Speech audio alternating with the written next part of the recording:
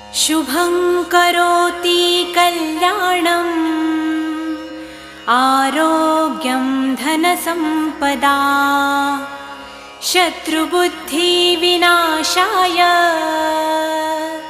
दीपज्योति नमोस्तुते। दिव्यादिव्यारे दीपत्कार